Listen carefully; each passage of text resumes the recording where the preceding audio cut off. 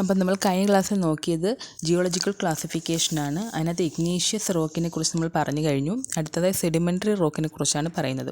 Product of weathering on the pre existing rock. Pre existing റോക്കിൽ വെതറിങ്സിൻ്റെ സഹായത്തോടു കൂടി പ്രോഡക്റ്റായിട്ടുണ്ടാകുന്ന ഡെപ്പോസിറ്റ് ചെയ്യുന്ന റോക്കുകളെയാണ് നമ്മൾ സെഡിമെൻ്ററി റോക്സ് എന്ന് പറയുന്നത്.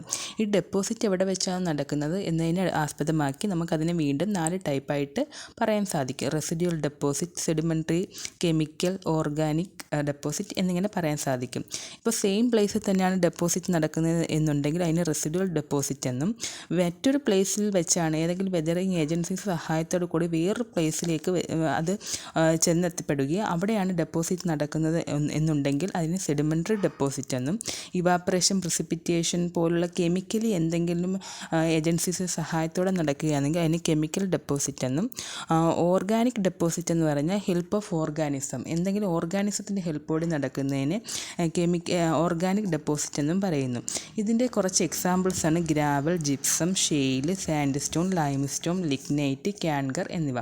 ഇവയൊക്കെ സെഡിമെൻ്ററി റോക്സിൻ്റെ എക്സാമ്പിൾസാണ്. അപ്പോൾ സെഡിമെൻ്ററി റോക്സ് എന്താണെന്ന് മനസ്സിലായി കാണുമെന്ന് വിചാരിക്കുന്നു. അടുത്തതായിട്ട് നമുക്ക് അടുത്ത ക്ലാസിഫിക്കേഷനായ മെറ്റാമോർഫിക് റോക്കിനെ കുറിച്ച് പറയാം. മെറ്റാമോർഫിക് റോക്ക് എന്ന് പറഞ്ഞാൽ ഇഗ്നീഷ്യസ് റോക്കിനും സെഡിമെൻ്ററി റോക്കിനും ചേഞ്ചസ് സംഭവിച്ച് എന്നുവെച്ചാൽ ഹീറ്റിൻ്റെയോ പ്രഷറിൻ്റെയോ സഹായത്തോടു കൂടി അതിൻ്റെ പ്രസൻസോടു കൂടി എന്തെങ്കിലും ചേഞ്ചസ് സംഭവിച്ച് റോക്ക് ഫോം ചെയ്യുന്നതിനെയാണ് മെറ്റാമോർഫിക് റോക്ക് എന്ന് പറയുന്നത്.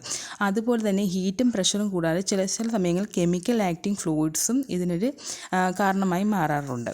ഇതിന് നമുക്ക് 4 ടൈപ്സ് ആയിട്ട് പറയാൻ പറ്റും. തെർമൽ മെറ്റാമോർഫിസം എന്ന് വെച്ചാൽ ഹീറ്റ് ഒള്ളി മാത്രമായിരിക്കും അവിടെ ഉള്ളത്. പെറ്റാക്ലാസിക് എന്ന് പറഞ്ഞാൽ പ്രഷർ ഒള്ളി ആയിരിക്കും. അതുപോലെ ഡൈനാമോ തെർമൽ എന്ന് വെച്ചാൽ ബോത്ത് ഹീറ്റ് ആൻഡ് പ്രഷർ ആയിരിക്കും.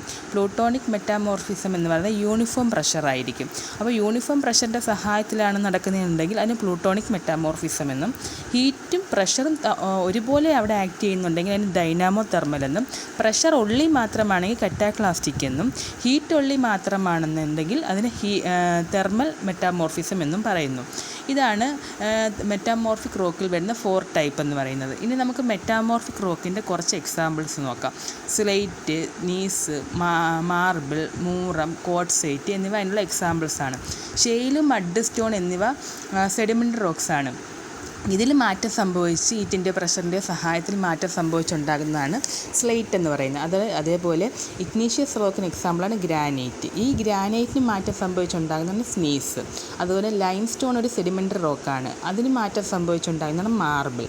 അതുപോലെ ഡീകമ്പോസ്ഡ് ലാറ്ററൈറ്റ് അതൊരു സെഡിമെൻ്ററി റോക്കാണ്, അതിന് മാറ്റം സംഭവിച്ചുണ്ടാകുന്നതാണ് മൂറം. അതുപോലെ സാൻഡ് സ്റ്റോൺ ഒരു സെഡിമെൻ്ററി റോക്കാണ്, അതിന് മാറ്റം സംഭവിച്ചുണ്ടാകുന്നതാണ് ക്വാർട്സൈറ്റ്.